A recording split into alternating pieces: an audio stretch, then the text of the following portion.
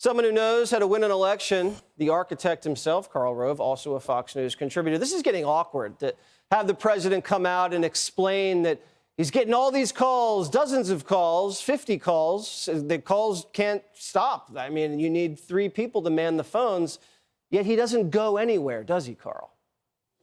Well, I don't know. He said that 15 candidates that he'd already done out of 435 Democrats running for the House and 36 running for governor and 35 running for Senate and several hundred running for attorney general or secretary of state or state treasurer across the country.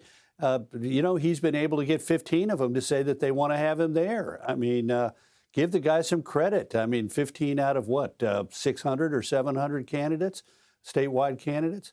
Look, this is just weird. And today's stop was exceedingly weird. Think about this. Biden's national approval is 43 approve, 54 disapprove. But in Pennsylvania, in a key Senate race, the last 3 polls have shown this. Biden's approval rating in Pennsylvania, 40-53 at the end of September, 43-51 near the end of September, and 42-52 earlier in September. So he's less popular in the state of Pennsylvania than he is nationwide, and that's where he chooses to go. Would somebody please explain that one to me?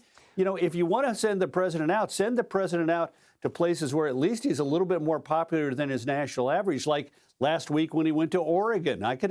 He's very popular. Oh, they love him in Oregon. Oh, they can't get enough of Joe in Oregon. How come we didn't see that moment? Fetterman was in the crowd.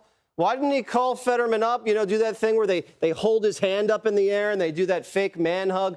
Why didn't they do that? Well, because Fetterman understands how unpopular he is, and he also understands that he's capable of saying some really dumb things. Think about what he said last week in Portland, Jesse.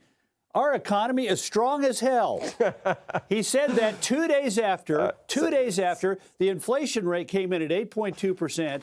And 1 day after the Wall Street Journal Board of Economists quarterly survey said 63% of the economists thought we were going to be in a recession within 12 months. And that's what the president of the United States went out and said in Portland. So if you're Fetterman, you're happy to have him come in and raise money. And that's what he was there for. He appeared in Pittsburgh to do the infrastructure event. But the real purpose was to go to Philadelphia and give a big sack of money to hand over to Fetterman. But Fetterman has got to be sitting there saying, what kind of crazy thing is the president going to say? Yep, when Fetterman is afraid of Joe Biden saying something stupid, we are in a real problem. Karl Rove, the architect, thank you for bringing the board and bringing the heat as always. Hey, Sean Hannity here. Hey, click here to subscribe to Fox News YouTube page and catch our hottest interviews and most compelling analysis. You will not get it anywhere else.